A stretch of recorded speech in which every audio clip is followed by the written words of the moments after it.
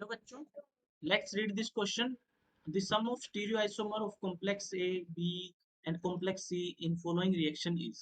तो हमें यहाँ पे एक रिएक्शन गिवन है. उस रिएक्शन में तीन हमारे प्रोडक्ट बन के आते हैं. उन तीनों प्रोडक्ट का क्या करना है, हमें स्टीरियोआइसोमर बताने हैं कितने होंगे, उनका सम करके. सो इस क्वेश्चन का की कंसेप्ट क्या है. सबसे पहले आपको क्या करना होगा, जो प्रोडक्ट ड्रॉ करने होंगे, क्योंकि हमें रिएजेंट गिवन है एंड रिएक्टेंट गिवन है. देन प्रोडक्ट को ड्रॉ करो, देन उसके नंबर ऑफ स्टीरियोआइसोमर निकालो. जनरली इस केस में जो क्वेश्चन गिवन है, ये स्क्वायर प्लेनर गिवन है. तो स्क्वायर प्लेनर में एनेंटियोमर तो होते नहीं है. एनेंटियोमर डाइस्टीरियोमर. स्क्वायर प्लेनर में जनरली सिक्स ट्रांस आइसोमर ही प्रेजेंट होते हैं. तो हम बेसिकली इसमें सिक्स ट्रांस आइसोमर ही देख रहे हैं. तो आइए शुरू करते हैं. सबसे पहले रिएक्शन में अगर मैं देखूं तो क्या हुआ, कॉम्प्लेक्स हमारे गिवन है प्लेटिनियम Cl4 2 नेगेटिव. उसमें हमने क्या किया है, 2 मोल डाल दिए pyridine के. तो इसका स्ट्रक्चर कुछ ऐसा हो जाएगा कि Cl2 और 2 आ जाएंगी pyridine, कुछ ऐसा. तो अब इसकी दो फॉर्म एग्जिस्ट करती है, एक सिस और एक ट्रांस. इसकी सिस फॉर्म कैसे एग्जिस्ट करेगी कि दोनों क्लोरीन एक साथ हो जाए और दोनों pyridine एक साथ हो जाए, कुछ ऐसे. इसकी ट्रांसफॉर्म कैसे एग्जिस्ट करेगी कि दोनों क्लोरीन एक दूसरे के अपोजिट हो जाए और दोनों pyridine एक दूसरे के अपोजिट हो जाए. तो जो हमारा पहला कॉम्प्लेक्स है उसके दो स्टीरियोआइसोमर हो जाते हैं. अगर उसमें बात करूं, उसमें फर्दर डाल दिया NH3 और NH3 डाल के यहाँ पे क्लोरीन निकला है.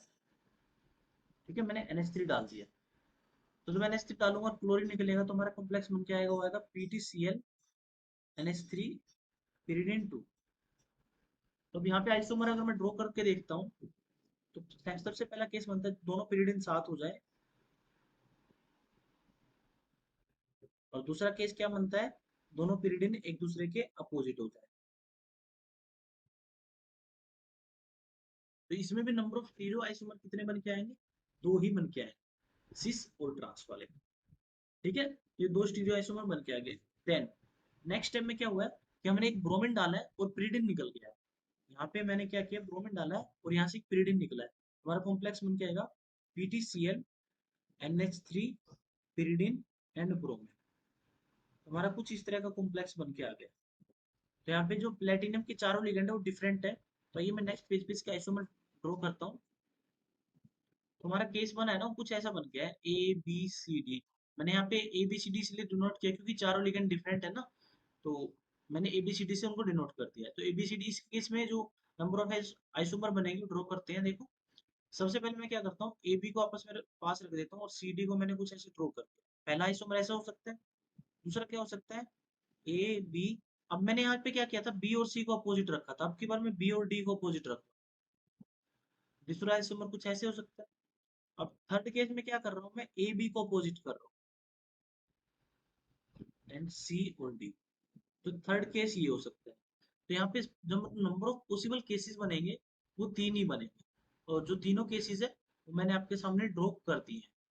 तो जो हमारे थर्ड वाला कॉम्प्लेक्स है उसके नंबर ऑफ आइसोमर कितने बनेंगे, तीन ही बनेंगे.